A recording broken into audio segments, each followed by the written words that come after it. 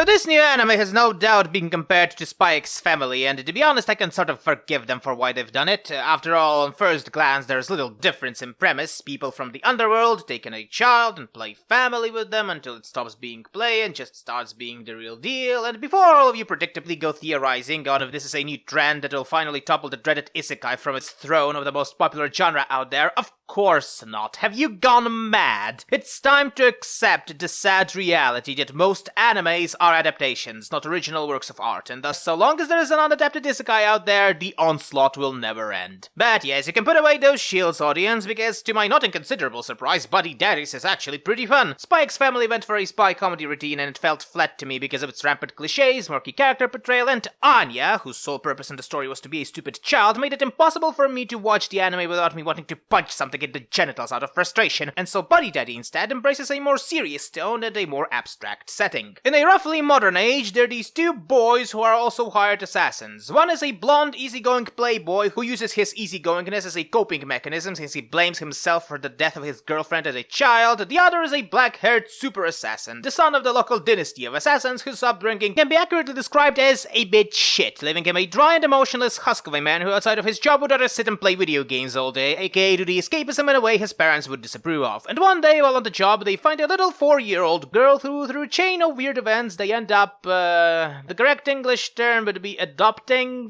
but not in the sense of a human child, and more in the sense how you adopt a kitten from a shelter. And thus begins the cute story of how this little 4-year-old child changes the world of these two adult men, making them think that there is more to life than just brooding endlessly about stuff and killing people. Didn't you just spoil the entirety of the show right there, Auntie? On one hand, yes. On the other, the show is so heavy-handed with its storytelling that the only people who wouldn't get all of this from episode 1 are the types of people who have a specific agenda to push. So instead they would talk about how the show normalizes LGBT or some bullshit like that. No, the closest thing I can find that would emulate this sort of tone the show builds would be the old Schwarzenegger action comedy films like Kindergarten Cop. It is a show with a typical beginning, middle, and end that tells a heartwarming story about why having children can be both a bad and a good thing, as though raising a child is not an easy task indeed, especially in a country like Japan that is so ridden with bureaucratic tape it uses it as a common building material. They also allow us to realize that there really is something more to life than just mindlessly performing a routine, and that having this little snotty ball of joy is ultimately worth all the resource expenses. It is,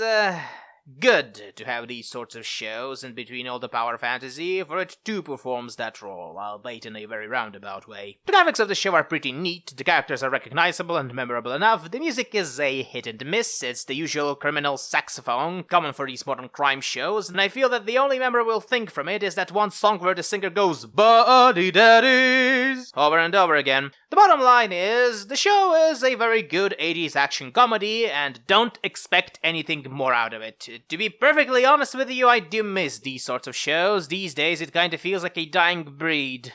And I've managed to finish this train of thought without ever referring to child killing or child molestation. God, today's a great day.